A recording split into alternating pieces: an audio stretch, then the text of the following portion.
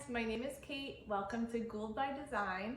For today, I'm going to be showing you how to DIY your own signature cards or framed artwork with watercolor.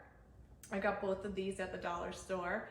I'll show you some super easy techniques where people will think you spent $8 to $10 on your cards, but instead you made it yourself for much cheaper and all it costed was your time.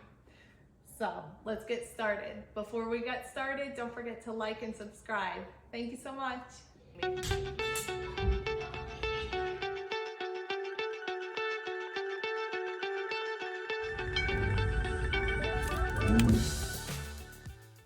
Okay, so once you get your supplies set up, like your watercolor paper and your watercolors, a cup of water, and a paintbrush.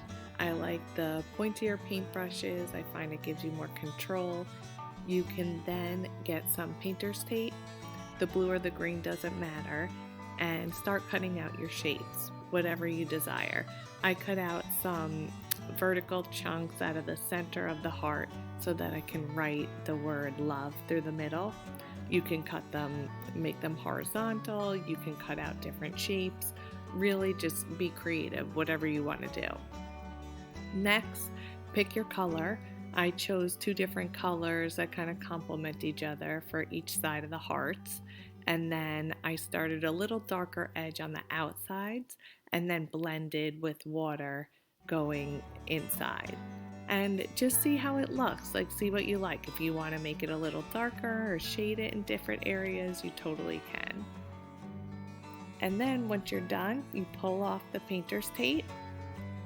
And then you can start writing with a ballpoint pen. I had a calligraphy pen, so I practiced on a sketch pad on the side where I just practiced the writing because I really don't have good handwriting.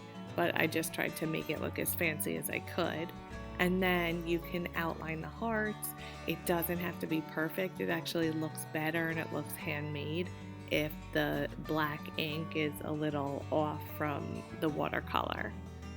So there you go, that's the finished product. And it looks like you have your own signature card and all it took was just your time really. And then the other thing I did was when I had purchased some dollar store frames, I ended up tracing the frame, the cutout, and then I cut out whichever area I desired. And I ended up framing it. I thought that looked super cute, so you can also make some framed art out of the watercolor as well. Really have fun with it. It's relaxing to do, and you really can't mess this up. Okay, so for my next design, I chose a more simple heart design where I did two different colors, but I just shaded the one side of the hearts just because the technique when I apply the frame, it's going to be a little more detailed, so I wanted to keep the background simple. So I used this mesh gutter guard that I had in the garage.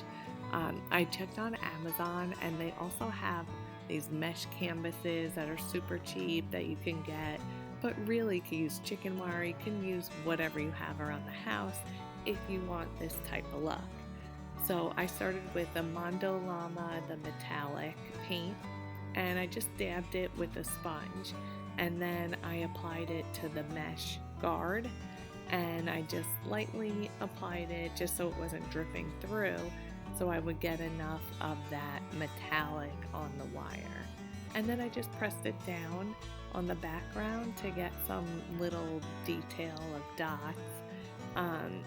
And then I thought the frame was a little bland, like just being straight black, so I added that same metallic edging to the frame as well. And I just applied it with the sponge technique. And then there it is.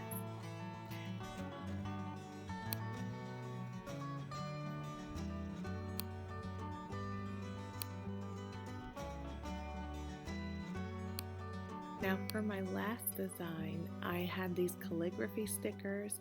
You can use stickers, you can use stamps, whatever you want. I kind of used it as an emblem in the middle, and then I started painting my watercolor design around it. For these hearts, I did smaller hearts, just very plain and simple because I had that sticker in the middle. But really just have fun with it, do whatever you think would look nice. It's really up to you on your taste and preference. And then I took my calligraphy pen and I went over all the hearts with an outline, but I did a double outline with this so that it gave it a little more dimension. And that's it. I hope you guys enjoyed the tutorial. Please don't forget to like and subscribe, and I will have all the links below. If you have any questions or comments, please comment with your favorite technique for watercolor. Thanks guys, see you at the workshop.